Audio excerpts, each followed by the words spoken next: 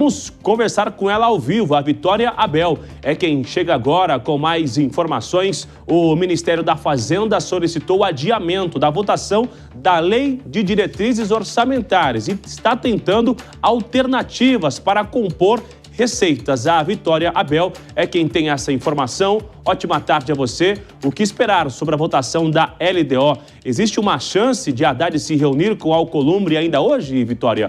Ótima tarde a você.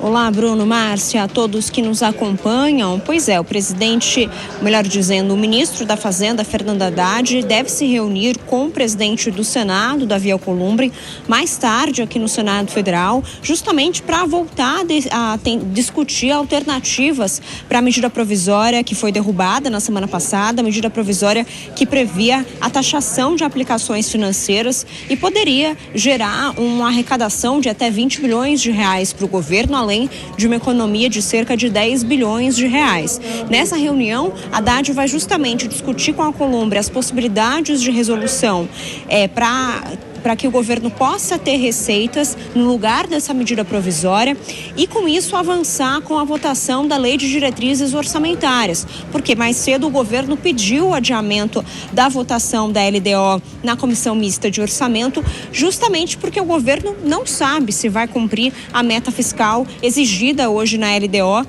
colocada pelo próprio governo, que é de 0,25% do PIB. Isso é cerca aí de um superávit de 34 bilhões de reais. Então, o governo, sem a medida provisória, precisa achar fontes de receita para cumprir essa meta fiscal.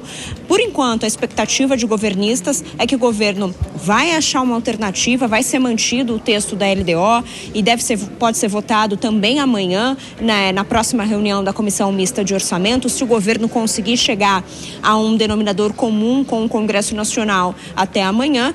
Caso contrário, o governo vai ter que pedir mais um adiamento para encontrar mais receitas para colocar dentro da LDO e possibilitar essa meta fiscal de superávit.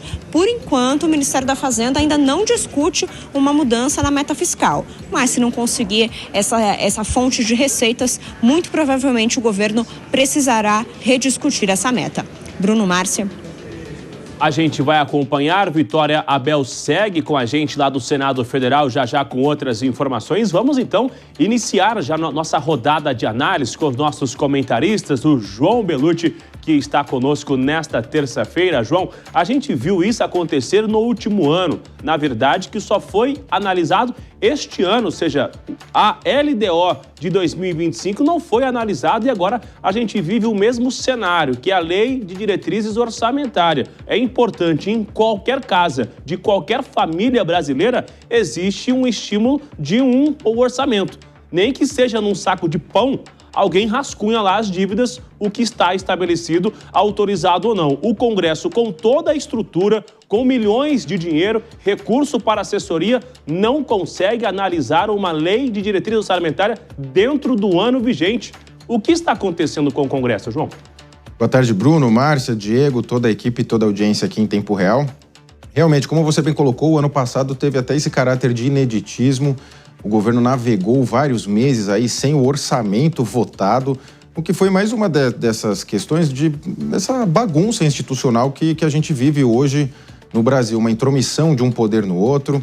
Você tem agora uma coisa adotada como uma enorme naturalidade, o ministro da Fazenda encontrar o presidente do Senado para ambos buscarem fontes alternativas de tributação sobre a população, e há uma grande normalidade nesse absurdo. Então eles vão lá buscar. Vamos lembrar que o governo navega em mares muito tranquilos no Senado Federal, tem maioria, até o tal do Centrão, que ora desembarca, ora não desembarca do governo, acaba sendo bastante favorável ao governo no Senado. E agora, então, aí você tem diversas atividades econômicas, como o Haddad já mencionou, e que não existem tributação nessas atividades. Então, todos os setores que ou não têm tributação ou têm alíquota zero devem ficar preparados, porque o Haddad e o Alcolumbre estão buscando qual setor tributar. Mas é óbvio que isso chama também a atenção para a gente da questão dos subsídios, especialmente das emendas parlamentares, que serão ali dois campos muito fáceis de cortar, mas nesses dois pontos ali o parlamento nunca consegue mostrar muita simpatia pelo tema.